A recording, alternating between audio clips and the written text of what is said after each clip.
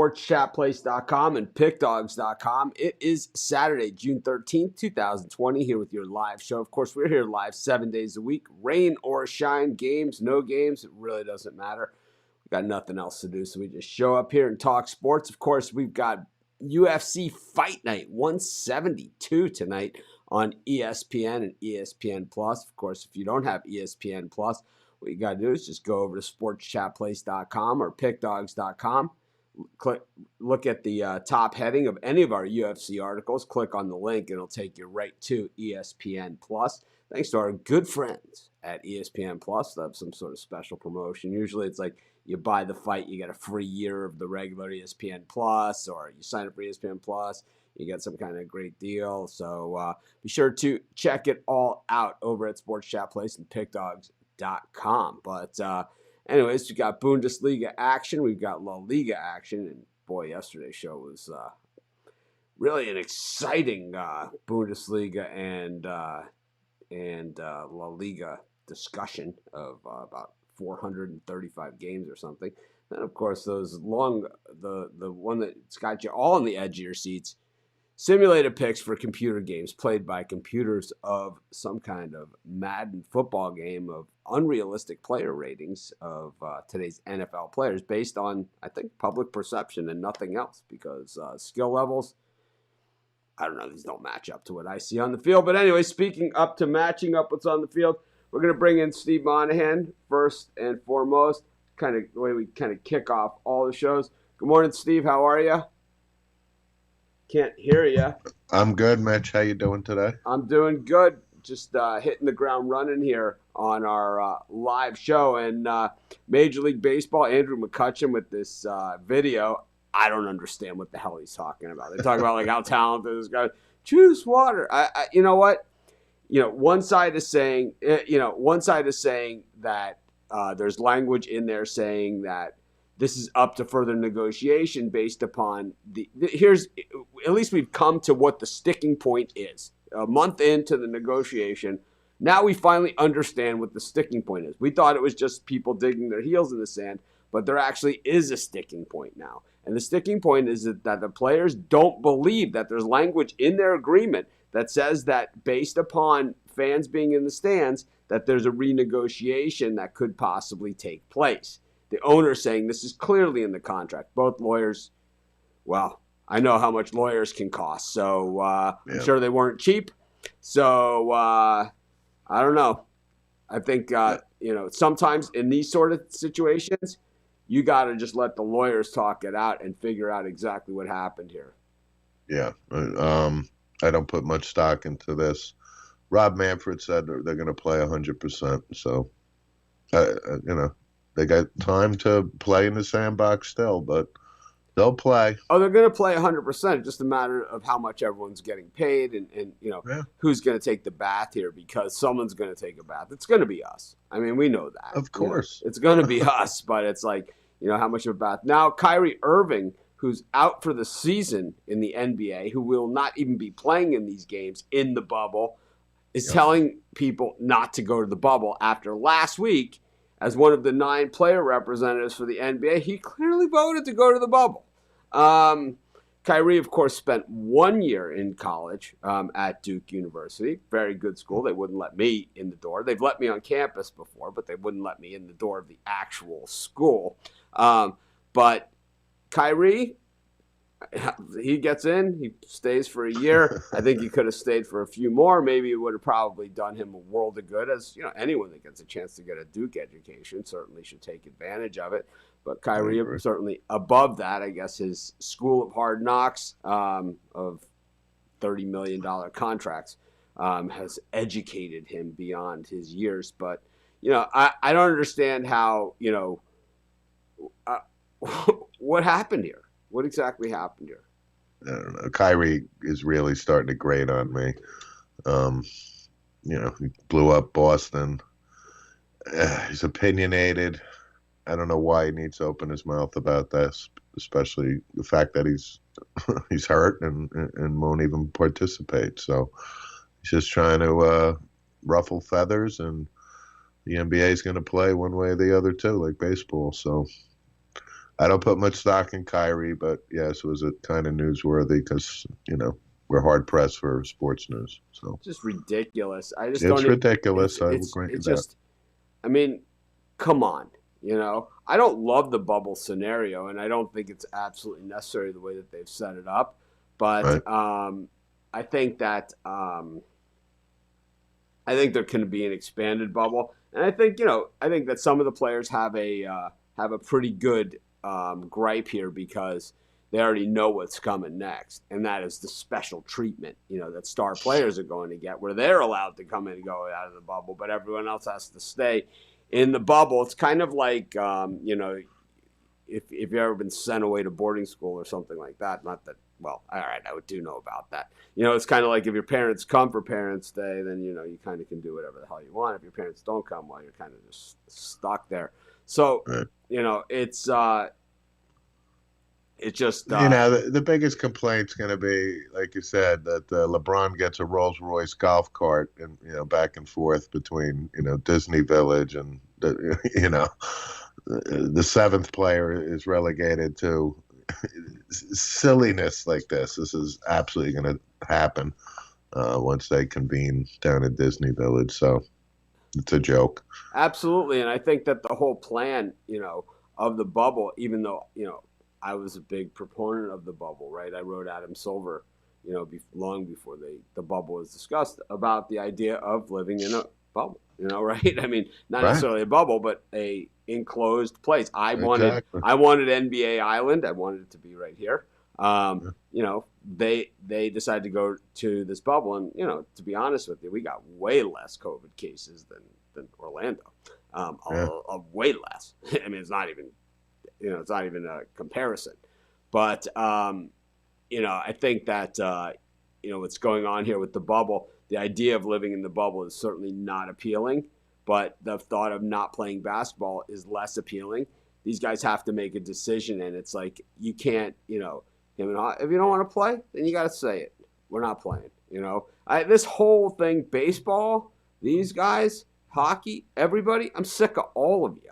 Yeah. The Right. NFL, I mean, as much as I've been disgusted by what this game has become, um, I have to say, at least so far, so good. They're saying we're playing, and by the time these other guys start their stuff, they're going to be in camp. I watched last night the Australian. The beauty of living in Hawaii is that those 3:30 a.m. Eastern time start rugby games, and 12:50 a.m. Eastern time start rugby games are on at reasonable hours here. So I watched the rugby last night. Like I said, I don't think there can be any closer contact in sport than that. Even Italy, where was one of the worst COVID places, right? They're starting. They're all restarting. Everyone, why didn't those soccer leagues have the issues that our sports leagues have? Why didn't those guys have the same issues? Maybe we should look at them and see what happened there. I mean, I don't know what happened. Yeah. I could barely sit through the picks. Right. I struggle with the picks, and I'm kind of almost deciding to let Rod and Chris just do the picks, and I'll be off camera doing something else because I really add zero value to the segment at this point. But Well, speaking of COVID, I read this morning the University of Houston had six athletes in various sports test positive. Volunteer working out. I don't know if that's a bad sign or what have you. I don't know. Other than six athletes has tested positive for corona, so I don't know if that's a sign to come that there'll be another wave. I just don't know. I don't. I mean, I don't know if there's going to be another wave or not. All I know is that I'm not seeing the deaths and ventilators and all the Yeah, things that I saw I'm saying 3 months ago. that's And right. I'm seeing.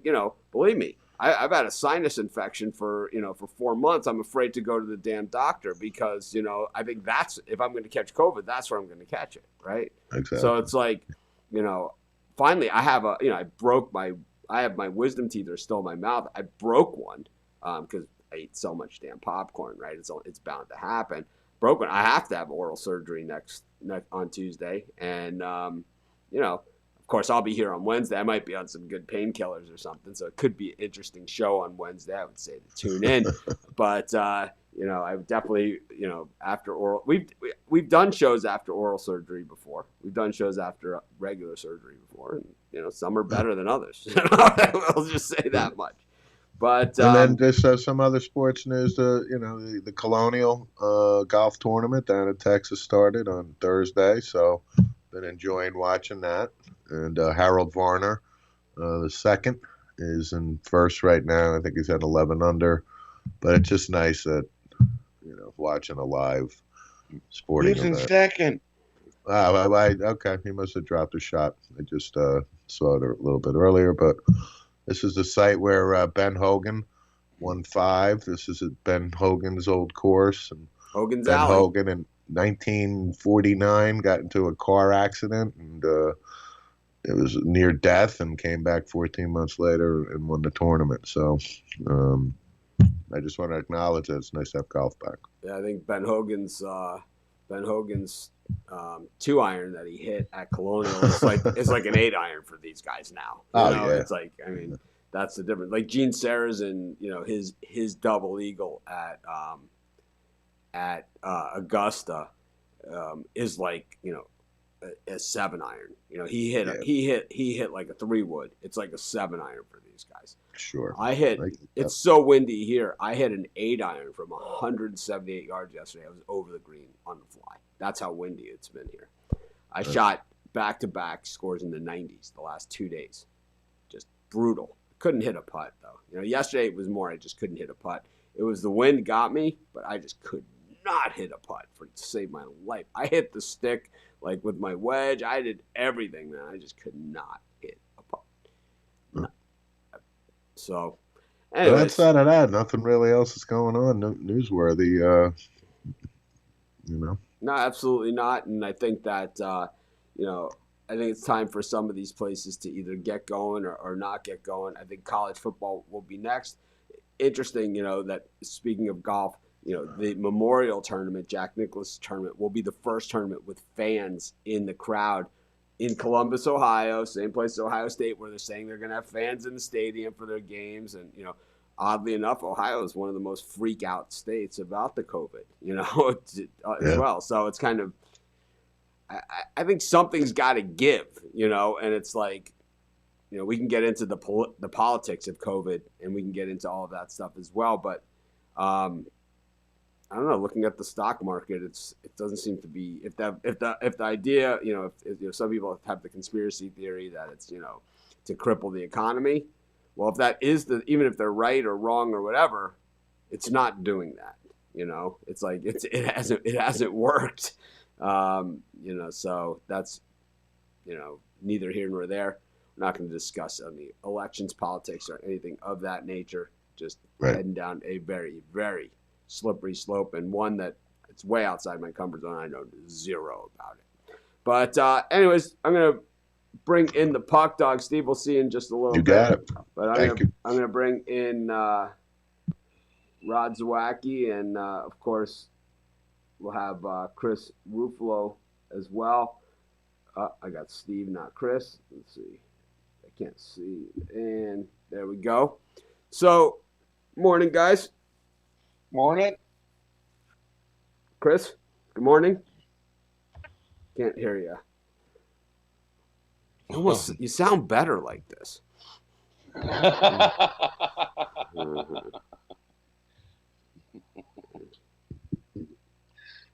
You there, Chris?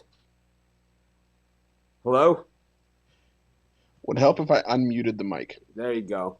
All right, so we got UFC. We got UFC tonight, and then we have some Bundesliga later on today, and La Liga as well as games tomorrow. So just a few soccer matches to cover. Let's just get those out of the way. Let's start with Bundesliga. Chris, what do we got on tap? So for this afternoon, top 4 matchup: Bayern Munich against Borussia Mönchengladbach. I'll take Munich on a -1.5 handicap. I think they win this game 2-0.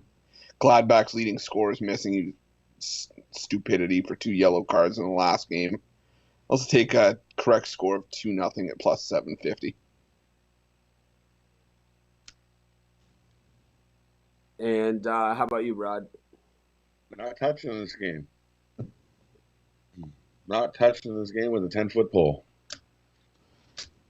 And then for tomorrow morning, I like Mainz and Augsburg to draw plus 240. I just think these two sides are closer than what the line would suggest, and I think a win would almost guarantee safety for either side. But I'm going to take a stab at either 0-0 at plus 1,000 or 1-1 at plus 550, as well as the draw at plus 240. I like that. I love the draw on that one, and give me the 1-1 final score. What else we got, Chris? So we move on to La Liga today at 1:30. Leganes at Valladolid. I'm leaning Leganes at plus 125. This isn't a game I'm looking to bet though. So next. Oh, nothing. Okay. And then I don't four. know. I didn't even know who you were talking about. All right. So you were like Vinci Wucci Hoochie? What? And then 4 p.m. Mallorca and Barcelona. I'm going Barcelona minus 1.5, minus 130. Yeah, not touching this Barcelona game either. All right. So a lot of passing by Rod here. You don't have to bet every single game, that's for sure. Anything else left on the soccer schedule here, Chris? Just La Liga for tomorrow morning. Atletico Madrid and Athletic Bilbao. I'm taking the draw there as well. I like Atletico in that one. Not touching that one either. It's going to be hard. It's fair to pass on a lot of these in the first week back for La Liga. So thanks, Chris. I feel better about myself. Anyways, we've got UFC tonight. Return to the Octagon. It's Fight Night 172. So if you haven't been following us all along, I don't blame you because there hasn't been a ton of sports, but we've been here every single day at 10:30 a.m. Eastern Time, 7 days a week, 365 days a year. We've thrown in a few special shows. Rod and I did a Santa Anita Derby show, live picks, and a watch reaction show. We do a Trading Paint segment with Rod and Jeff Jeter. We did it last night for today's Truck Series and Hooters 250. But we also, on these shows, we kind of done a little bit of the educational side because a lot of these sports are new betting sports for a lot of us, like for me as well. You know, you guys know me. I'm a football, college football, right, number one, and then boxing and, NFL, Major League Baseball, NBA, college basketball, right? These are my games. But, so UFC, something I'm not overly familiar with, but Chris explained to us, a few times now already, what these all mean.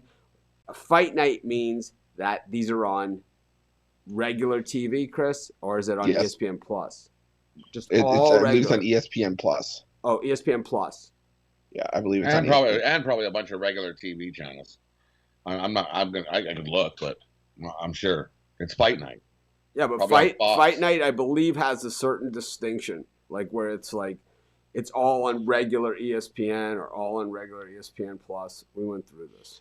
So there was another event not too long ago where it was UFC on ESPN 8 or something like that. That's right. So fight nights are on. They have the undercard on regular ESPN family of networks, and then the main events are on ESPN Plus, which you can get at Sports Chat Plays and at Pick Dogs. You click on the link next to where it says TV and it says like ESPN Plus or something like that. You can click on that link and you can get to, to these different, places. And they usually have some sort of great deal for you, as far as if you sign up through us, because unlike some other people, they actually like us. But anyways, so this one is what we call reasonably priced for the viewer, right? The fight night and the on ESPN, these are the ones where pretty much anyone can watch. ESPN Plus is like, even if you end up paying after your year, for a year, whatever, it's like $3.99 a month or something, right? So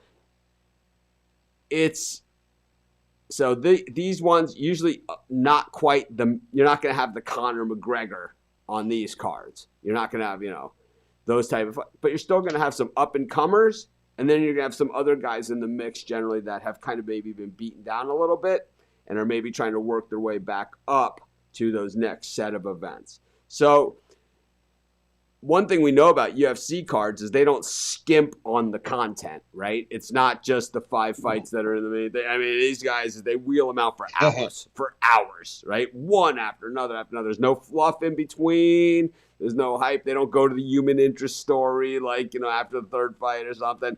It's fight after fight after fight after fight.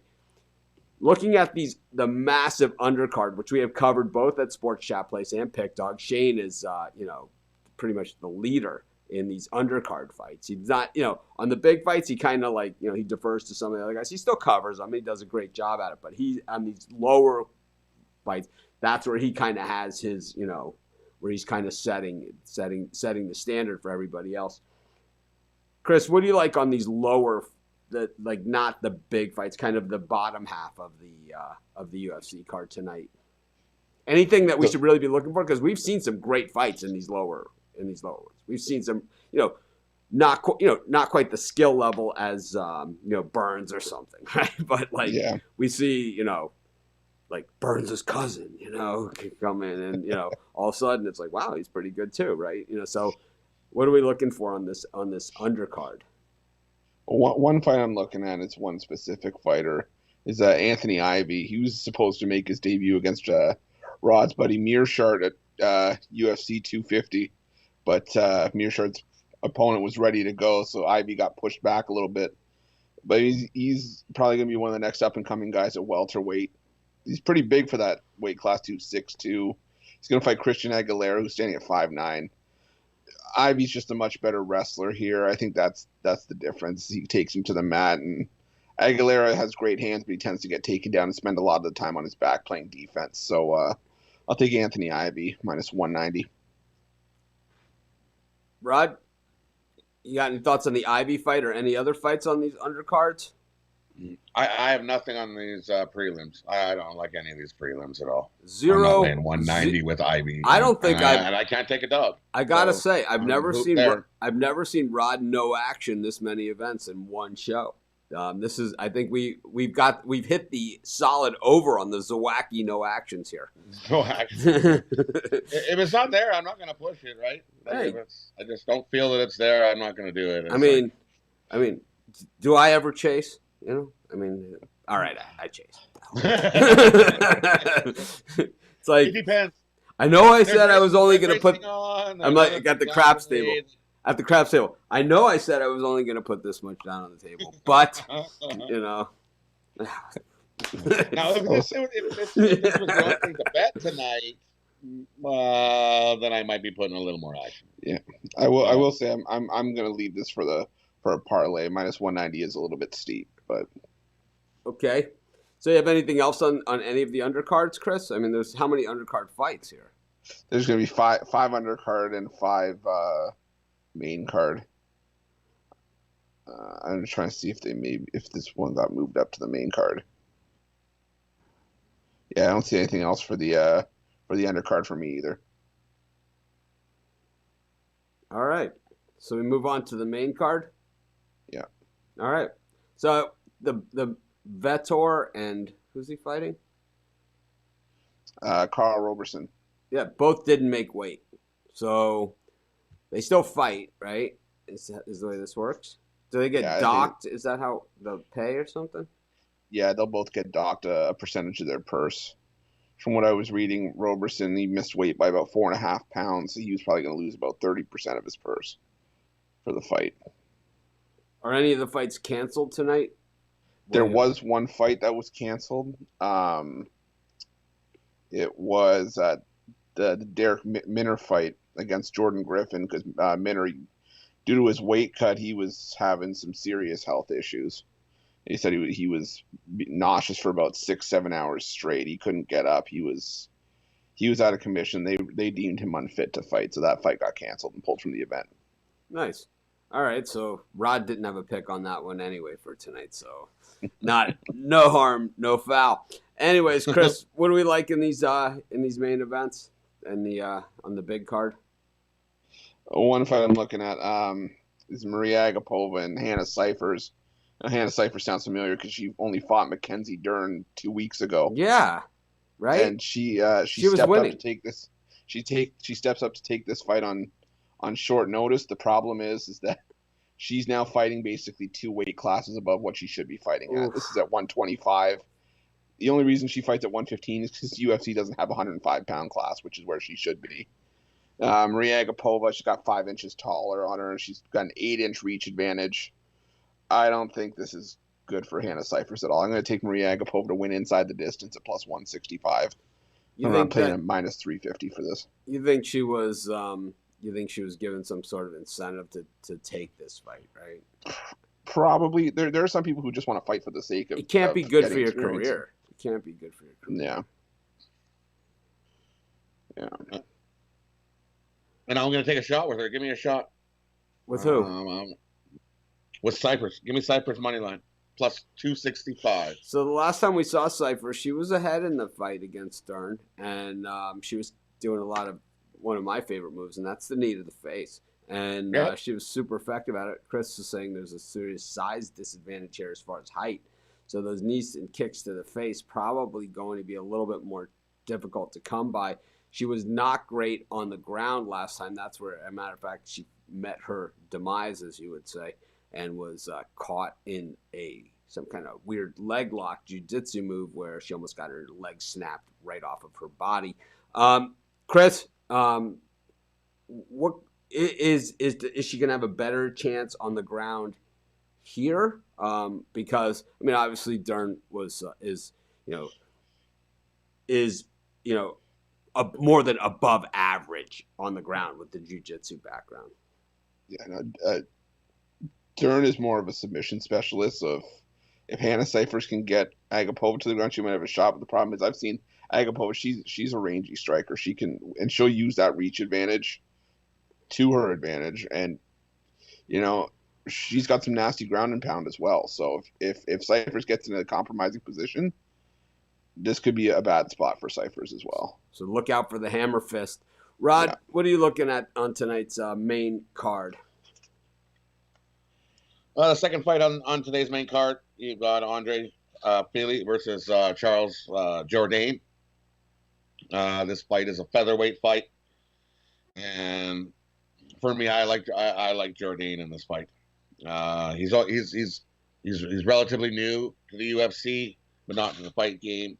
This will be his only third fight, but he, as an underdog, I'll take him plus 175.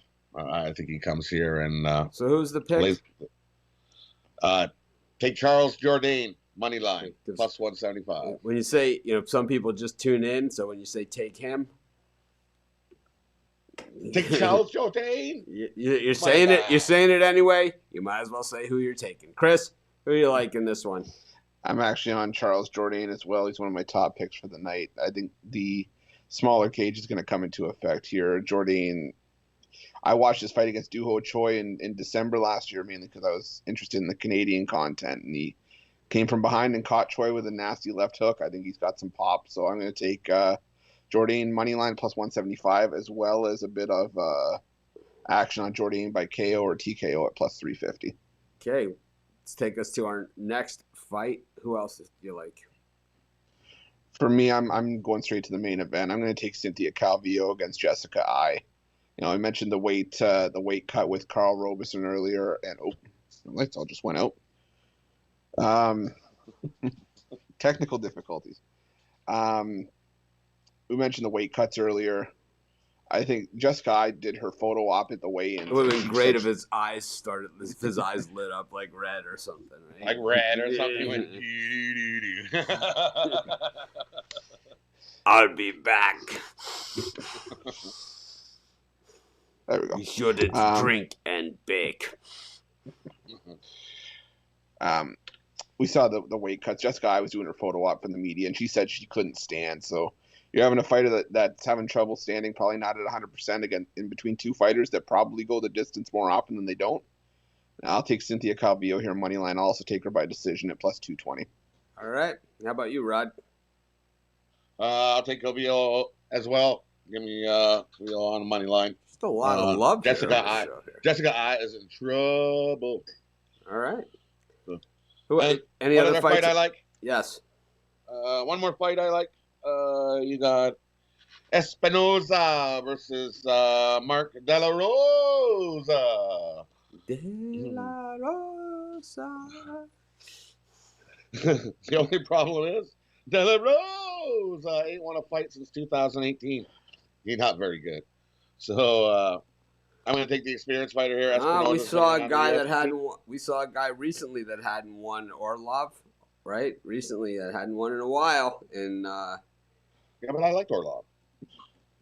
No, he was but beast. right, but Last UFC event, we seen somebody who hadn't won in 2016, and if Cody. I recall, Yeah. he got beat.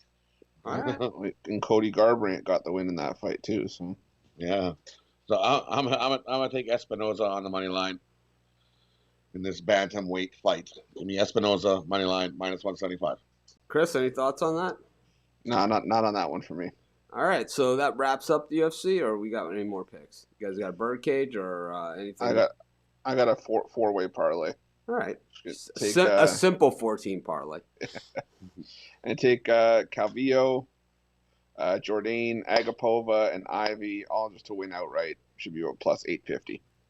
Plus 850. It's that easy. And I'm taking Charles Jourdain money line, Espinoza money line, and Cavillo money line. Should give you about 5-1 on your money. There you go. We're going to bring Steve Monahan back in, and we are going to discuss simulated picks on games played by computers. Chris, Nice. how did we do yesterday? So yesterday, the Redskins beat up on the Dolphins 37-10. So you're saying my money line pick on the Dolphins wasn't very good. Okay. No. Yeah, mine either. So The Colts beat the Bears outright 33-26. Made it back up on the Colts money line. Patriots beat the Falcons 33-20. Easy money. And they did not cover. Yeah, It was 6.5, wasn't it? yeah, 33-20. Oh, 33-20. Yeah, it was a beatdown. My bad. Epic proportions. No, And, that was lucky. They got lucky. It was a simulated beatdown. And the Seahawks beat the Vikings outright 37-24. 3-1. It's that easy. 2-2. I'll take 2-2. Okay. Did So you? we got We'll we take got the new. Kings on the puck line plus 175. This coming. Easy, man. This was given to me by Frank for good luck on the show. The Buddha. Yes, Wow. we will.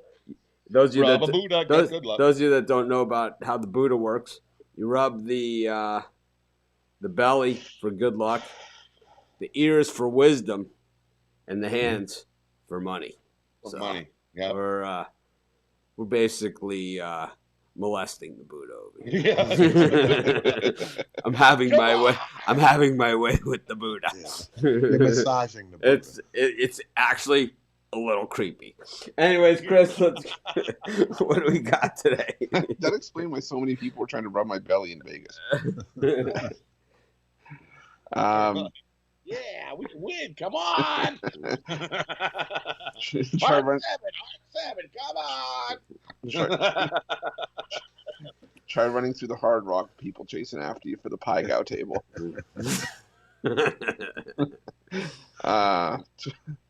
12 Eastern, Raiders -6 against the Dolphins. Dolphins money line. Raiders. I'm going Raiders. Raiders.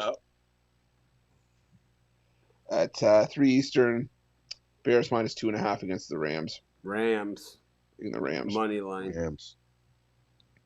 Bears. 7 Eastern, 49ers -6 at the Steelers. Steelers In the money snow. line.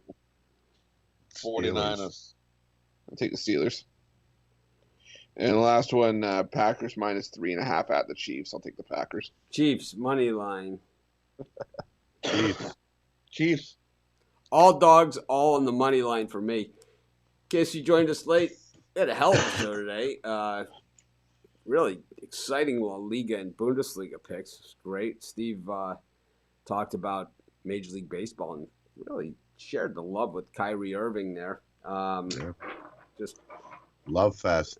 yeah, it was a big man crush type thing. You know, Yeah. it was like And then Rod passed on a lot of games, and then these guys did some UFC picks. So pretty good show there. And if you are just joining us for the first time or just coming back, we're still here every day at 10:30 a.m. Eastern time. We're going to continue forever. We do here 365 days a year. Next Wednesday, special show, post-surgery for me. So usually those are pretty exciting. As no one does the show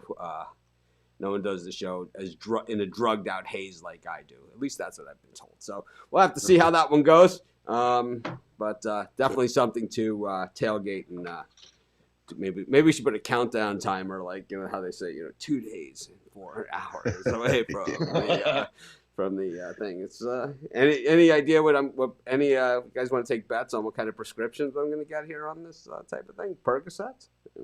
Yeah, you'll definitely. I'll go with oxycodone. You're gonna get some oxycodone. I think so. I've had the wisdom surgery before. Yeah, this is not wisdom surgery. I have a cracked tooth, so it's like I don't know what they're gonna do. Well, they're going to get it replaced, and then they're going to shove it right back in there. No, not on a wisdom tooth. They don't shove it back in. They just crown. Not on a wisdom tooth. They don't. No. Okay. Nah, I'll just pull it out. They just pull it out. If it's like a pair of pliers, you're good to go.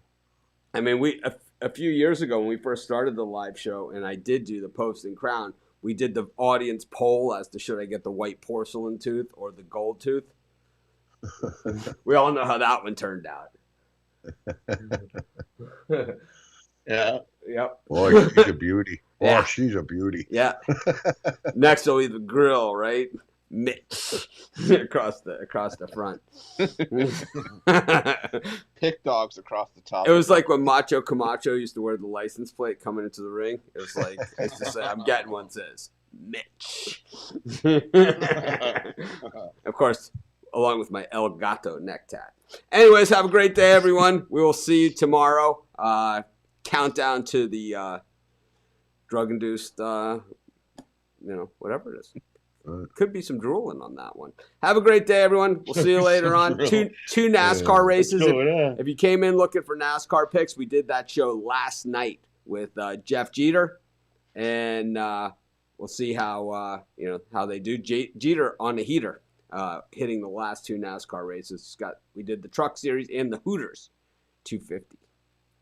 Those are from Homestead Racetrack. And then tomorrow, Jeter will join us here live for this show. But have a great day, everyone. We will see you guys tomorrow.